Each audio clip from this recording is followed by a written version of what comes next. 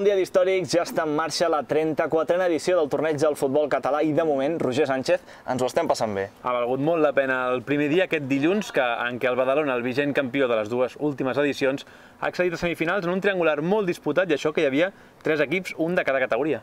El Badalona, un any més, torna a aconseguir-ho. Recordem que ha guanyat els 2 últims campionats, l'equip del barcelonès, i tot i no ser l'equip que va marcar més gols, s'ha tornat a classificar per aquestes semifinals. L'equip que marcava més gols era el Sant Andreu, que en el partit inicial, el duel barceloní contra el Júpiter, s'avançava molt aviat, amb gol a la sortida d'un córner de Felipe Sá.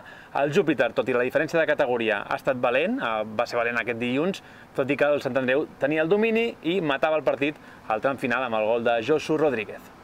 Això feia que el Júpiter hagués de jugar el segon partit contra el Badalona, l'estrena de l'equip que ha estat semifinalista, partit d'empat a 0. Hi ha hagut 3 ocasions molt bones de Mayo, era el davanter del Badalona, que ha pogut avançar el seu equip. De fet, hauria pogut donar-li els 3 punts, però en aquest partit el Badalona finalment només en sumava un per aquesta manca de gols. El partit decisiu, per tant, Badalona-Sant Andreu, qui guanyava passava, i si hi havia un empat era el Sant Andreu, el conjunt que accedia a semifinals. Tot es decidia per una genialitat, un gol de falta de Marc Carbó, el jugador del Badalona, que de fet ha jugat només mig partit, 20 minuts, ha estat substituït, però en aquests 20 minuts ha marcat el gol decisiu, aquest dilluns que donava el pas del Badalona a les semifinals. El Sant Andreu ho ha intentat perquè era conscient que amb un gol accedia a semifinals, però al final no ha arribat aquest gol i per tant el Badalona, com dèiem, l'equip amb més títols, l'equip que ha guanyat els 2 últims tornejos, serà dissabte a la primera semifinal a 2:45. I podem escoltar el tècnic del Badalona, Juanma Pons, que ha valorat aquesta clasificació. Bueno, el equipo sigue cogiendo minutos de pretemporada, ¿no? Para nosotros es muy importante disputar estos partidos para coger ritmo. Y el primer partido contra Júpiter, es verdad que hemos tenido mucha posesión de balón, pero nos ha costado de medio campo para adelante generar ocasiones de gol. Hemos tenido, eso sí, en estrategia una ocasión muy clara de Mayor, solo delante del portero, y quizá un par de penaltis ahí que podían haber sido discutidos, ¿no? El resto yo creo que ha sido un partido muy igualado y el 0-0 es justo.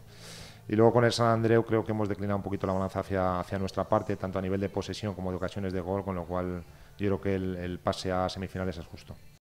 Els altres 2 místers de la jornada d'aquest dilluns, Miquel Azparre, entrenador del Sant Andreu, destacava l'ambició de l'equip que volia ser semifinals, i Paco Hidalgo, el tècnic del Júpiter, la valentia d'aquest equip que està conjuntant-se encara perquè compta aquest any amb moltes novetats. Mucha gente joven, mucha gente nueva.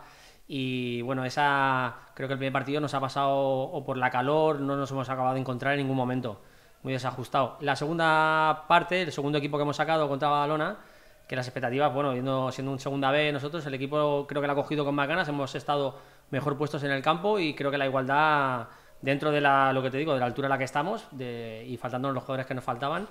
Contento. Agridulce porque nos gusta avanzar en el torneo, venimos a un torneo que para nosotros es importante y así lo demuestra, bueno, pues los jugadores con la actitud. La intención era intentar pasar de ronda, llegar a semifinales, no ha podido ser así, pero lógicamente las sensaciones aún tenemos que tener cabeza para saber en qué momento estamos de la temporada, de la pretemporada, pero yo creo que ha estado bien.